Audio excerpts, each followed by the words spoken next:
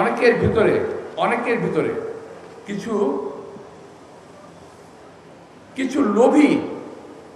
কিছু লোভী রাজনীতিবিদ আছেন, কিছু লোভী রাজনৈতিক দল আছে, কিছু রাজনৈতিক দল আছে যারা শুধুমাত্র বিরোধিতার জন্য বিরোধিতা করে, কার্যকর কোনো বিরোধিতা নয়। এই দলগুলো পাকিস্তান সৃষ্টির লগ্ন থেকে, ভারত বিভক্তির থেকে শুরু করে আজ পর্যন্ত শুধু বিরোধিতাই করে গেল। দেশ প্রেমের লেশ মাত্র তাদের ভিতরে নাই। তারা দেশকে ভালোবাসে না, দেশের মানুষকে তারা ভালোবাসে না। তারা ভালোবাসে যেভাবেই হোক ক্ষমতায় থাকতে হবে, যেভাবেই হোক ক্ষমতায় যেতে হবে। আমাদের তো আপত্তি কিছু নেই। দেশের লোক যদি ভোট দিয়ে আপনাদের ক্ষমতায় নেয়, আপনাদের কি আছে? ভোটে আসেন।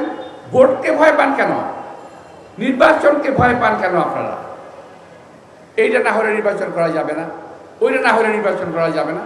আরে ভাই, 17 বছরে বহু নেতার ফাঁসি হয়েছে, 17 বছরে বহু নেতাকর্মী গুম হয়েছে, 17 বছরে বহু নেতাকর্মী খুন হয়েছে। এই 17 বছরে এই মঞ্চে যারা আছেন, মা বোন সহ সকলেই কম বেশি বহু লোক জেল খেটেছেন। এইটা কি খামাখাই করছে নাকি? আমরা রাস্তায় এই গরমের মধ্যে প্যারেড করছি, এটা কি প্যারেড মনে হয় আপনাদের কাছে? আমরা বুকের তাজা রক্ত রাজপথে বিলিয়ে দিয়েছি গণতন্ত্রের জন্য, কথা বলার জন্য, ভোটের অধিকারের জন্য। আজকে ভোটের সময় যখন আসলো, এখন বলেন এইটা না করলে ভোট হবে না, ওইটা না করলে ভোট হবে না। কেন রে ভাই, কেন? যারা লম্বা লম্বা কথা বলেন, তারা বলেন বুকে হাত দিয়ে যে এই যে 5ই আগস্টের 5ই জুলাই আগস্টের আন্দোলনে আপনাদের কজন নেতাকর্মী শাহাদাত বরণ করেছেন?